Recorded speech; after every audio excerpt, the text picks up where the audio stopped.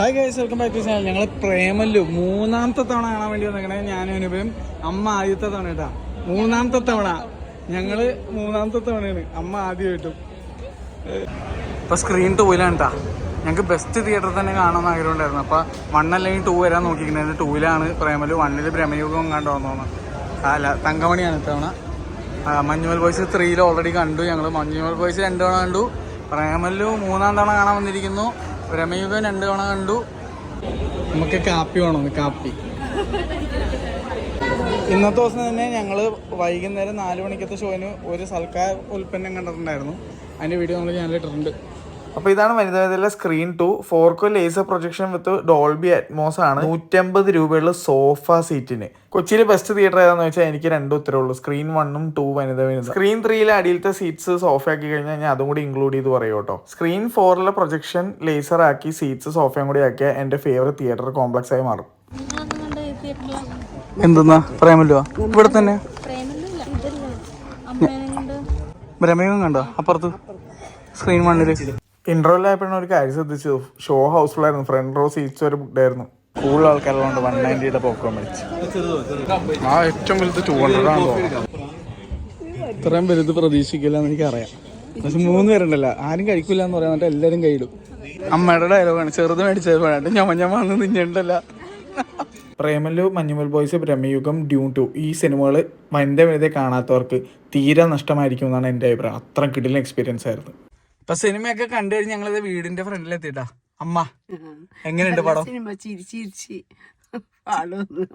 തുറന്നു പറഞ്ഞു നമുക്ക് എന്തോ ചിരിക്കാൻ ഇഷ്ടം പോലെ ഉണ്ട്. എനിക്ക് അതിനകത്തൊക്കെ എല്ലാരും ഇഷ്ടമായി. ശരിക്കും പറഞ്ഞു കഴിഞ്ഞാൽ തിയേറ്ററിൽ കാണേണ്ട പടം മനസ്സിലായില്ലേ? തിയേറ്ററിൽ കാണേണ്ട പടം തന്നെയാണ്. പിന്നെ അവിടെ വനിതയിലായതാണ് നല്ല ശബ്ദവും പാട്ടൊക്കെ എങ്ങനെയുണ്ട്? പാട്ട് നല്ല അടിപൊളി പാട്ടുകളാണ്. ആരെ ഏറ്റവും ഇഷ്ടമായത്? ആരും ഇഷ്ടമെന്ന് വെച്ചാൽ എല്ലാരും ഇഷ്ടമായി. എനിക്ക് ആ മാഷായിട്ട് വന്നത് അവന്റെ പേരെന്താ? എനിക്ക് മാഷ് നമ്മുടെ അൽത്താഫ്. അത് അൽത്താഫ് സലീം എന്നാണ് പുള്ളിയുടെ പേര്. പുള്ളി പ്രേമത്തില് നമ്മുടെ മറ്റേ കമ്പ്യൂട്ടറിലെ അയാള് അയ്യോ, എനിക്ക് അവരൊക്കെ ഭയങ്കര ഇഷ്ടമായി. പിന്നെ മെയിൻ നടി പെൺകൊച്ചിനെ മമിത, നസ്ലിനും പിന്നെ കൂടെ അഭിനയിച്ച കൂട്ടുകാരൻ മച്ചാന്റെ പേര് എനിക്ക് അറിയില്ല. പക്ഷെ അയ്യോ അവരെ എനിക്ക് ഇഷ്ടമായി. എല്ലാരും ഇഷ്ടമായി. നല്ല പടം. അവരിപ്പൊ ഈ വീഡിയോ കാണുന്നുണ്ടെങ്കിൽ നമുക്ക് എന്താ പറയാനുള്ളത്? പറയാന്ന് വെച്ചാൽ നന്നായിട്ട് അഭിനയിച്ചിട്ടുണ്ട്. നല്ല പടം, എൻജോയ് ചെയ്യാൻ. ഇത്ര അധികം ഞാനൊരു പടം കണ്ട് ചിരിച്ചിട്ടില്ല ഈ അടുത്ത്. അത് 3-ാമത്തെ പ്രാവശ്യം കണ്ടിട്ട് നമുക്ക് ആ സെയിം കോമഡി തന്നെ എനിക്ക് ഡൗട്ടായിരുന്നു. കാരണം വെച്ചാൽ നമുക്ക് ഓൾറെഡി കോമഡി ഒക്കെ അറിയാം. അപ്പൊ ഞാൻ അമ്മയടുത്ത് പറയാൻ, ദൈവമേ അവിടെ ചെന്ന് കഴിഞ്ഞാൽ ഓൾറെഡി കോമഡി അറിയാലോ, ചിരി വരുമോന്ന് എനിക്ക് അറിയില്ലായിരുന്നു. പക്ഷെ 3-ാമത്തെ കണ്ടിട്ടും ഒരു രക്ഷ. ഞങ്ങള് രണ്ടുപേരും 3-ാമത് അമ്മ ആദ്യമായിട്ടാണ് കണ്ടത്. ഒരു രക്ഷ ഉണ്ടായിരുന്നില്ല. എനിക്ക് അത്ഭുതം തോന്നിയതേ ഈ സിനിമ 3-ാമത് കണ്ടിട്ടും ഒരു തരി പോലും ബോറടിച്ചില്ല എന്നുള്ളതാണ്. 3-ാമത് 2-ാമതുമല്ല. ഞങ്ങൾ ഈ അടുത്ത് സത്യം പറഞ്ഞാൽ എന്തോരം സിനിമ 2 തവണ കണ്ടെന്ന് അറിയാമോ? ഫൈറ്റർ 2 തവണ കണ്ടായിരുന്നു, മലയക്കോട്ട വാലിബൻ 2 തവണ കണ്ടായിരുന്നു, ഓസ്ലർ 2 തവണ കണ്ടായിരുന്നു, നമ്മുടെ പ്രേമല്ലു ഇപ്പൊ 3 തവണ, മഞ്ഞുമൽ ബോയ്സ് ഞാൻ 2 തവണ, ബ്രഹ്മയുഗം 2 തവണ. ഇതിനകത്ത് പറയാതിരിക്കാൻ വയ്യ, പ്രേമല്ലു എൻജോയ് ചെയ്ത പോലെ. കാരണം മറ്റുള്ള പടങ്ങളൊക്കെ സൂപ്പർ. ഇപ്പൊ മഞ്ഞുമൽ ഒരു രക്ഷയില്ലാത്ത പടം, നമുക്ക് ഭയങ്കര ഇഷ്ടപ്പെട്ട പടമാണ്. എന്താണ് ബ്രഹ്മയുഗം നമുക്ക് ഒട്ടുക്കത്ത് ഇഷ്ടപ്പെട്ടാണ്. പക്ഷെ ഇതെല്ലാം ഉണ്ടല്ലോ, കമ്പയർ ചെയ്യാൻ പറ്റില്ല. ഒരു വേറെ ഫീലാണ്. എന്താണ് ഈ പ്രേമലു എന്ന് പറഞ്ഞാൽ തുടക്കം തൊട്ട് അവസാനം വരെ ചിരിച്ചിരിച്ച് മണ്ണ് പോവും. അതാണ് ശരിക്കും അടിപൊളിയായിട്ട് എൻജോയ് ചെയ്തു. പിന്നെ ക്രൗഡും നല്ലതായിരുന്നു. അത് വലിയ കാര്യം. കഴിഞ്ഞ ദിവസം നമ്മുടെ സലീം കുമാറിന്റെ മോൻ ചന്തു പറഞ്ഞൊരു കാര്യമുണ്ട് വനിതയെ പറ്റി. ഞങ്ങൾ വനിതയെ പൊക്കി പറയണമെന്ന് വിചാരിച്ചാൽ പോലും കുഴപ്പമില്ല. കാരണം അത് അർഹിക്കുന്നതുകൊണ്ട് പറയണതാണ്. വേറെ ഏതെങ്കിലും സ്ഥലത്തൊക്കെ പോയി തിയേറ്ററിൽ സിനിമ കാണുമ്പോഴല്ല ചത്ത ക്രൗഡ് ഫീലിംഗ് മിക്കടുത്തും. ആ ഒരു കാര്യത്തിൽ ഞാൻ കുറച്ച് തിയേറ്ററുള്ള പേര് പറയാൻ പോണേണ്. ഞാൻ അനുഭവിച്ച ഒരു എക്സ്പീരിയൻസ് വെച്ചിട്ട്.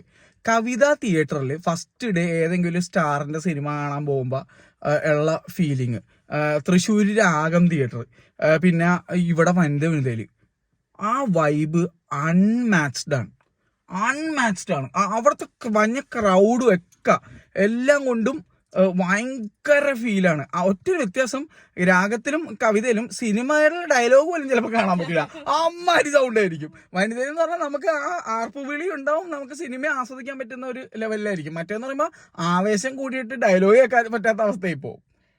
പക്ഷെ ശരിയായിട്ട് ഇവിടുത്തെ ക്രൗഡ് ക്രൗഡ് ഭയങ്കരമായിരുന്നു. അതും ഇന്ന് ഹൗസ്ഫുൾ ആയിരുന്നു കേട്ടാ. ഇന്ന് 3 പടം ഹൗസ്ഫുൾ ആയിരുന്നു. ബ്രഹ്മയുഗം ഹൗസ്ഫുൾ ആയിരുന്നു, നമ്മുടെ മഞ്ഞുമലും ഹൗസ്ഫുൾ ആയിരുന്നു, പ്രേമലും ഹൗസ്ഫുൾ ആയിരുന്നു. കിടിലം പടം, കിടിലം പടം. ഒരു പടം നിങ്ങൾ ആലോചിച്ചാൽ മതി, ഒരു പടം നമ്മൾ 3 തവണ കാണാൻ പോവാനുള്ള ധൈര്യം കാണിച്ച് ആ പടം കണ്ട് 3ാമത്തെ തവണ എൻജോയ് ചെയ്യണമെങ്കിൽ അത് എന്ത് രസമായിട്ടാക്കി എടുത്തു വെച്ചിരിക്കണം.